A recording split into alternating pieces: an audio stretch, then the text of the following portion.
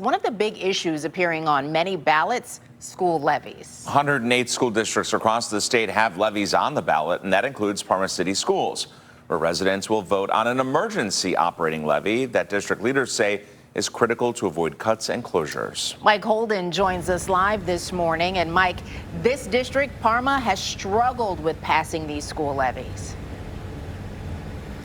Mike, Tiffany, good morning to you. Historically, Parma has experienced a number of challenges with passing these levies. Specifically, you have to consider this. The last time they actually passed an operating levy was back in 2011, 14 years ago. District leaders say this is everything. They're encouraging folks to rush to the polls. They say that by investing in education, you're investing in your home value. However, local homeowners say they are stressed about this because they simply cannot afford to dig deeper into their pockets, and they say they don't have the finances to support it. Let's go deeper into this issue. District leaders say passing this levy and voting yes on issue 49 is critical.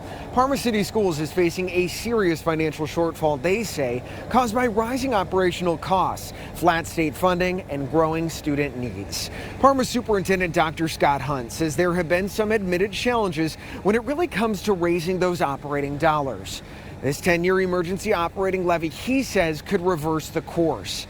The levy would generate approximately $23 million annually for 10 years. If passed, it would cost Parma homeowners an additional $20 per month on a $100,000 home. That is roughly $242 per year for every $100,000 of county appraised home value. But for some residents and elderly folks on a fixed income, they say they cannot afford paying any more money, especially those who no longer have school-aged children. Dr. Hunt, though, says if this levy fails, they will have to potentially make a series of cuts, including transportation, teachers, staff, extracurriculars like sports and music programs, electives, and even advanced courses. Sports could potentially become pay to play. Transportation and busing, he says, would become limited, and class sizes, well, they would increase. There have been some challenges here, especially in terms of raising operating dollars. No secret that we're going to be on the ballot asking for operating dollars, and really it becomes about kind of rebranding this. Like we're saying we want our communities to invest in the future. Dr. Hunt says in order to avoid being on some sort of fiscal watch in 2027 by the state, this has to pass. If you're just waking up and want to get to the polls, they open up at 6:30 this morning all the way until 7:30 tonight. Tiffany will track all the results as well. Yeah, quick question for you, Mike. Why does Parma Superintendent believe this levy is more critical than years past?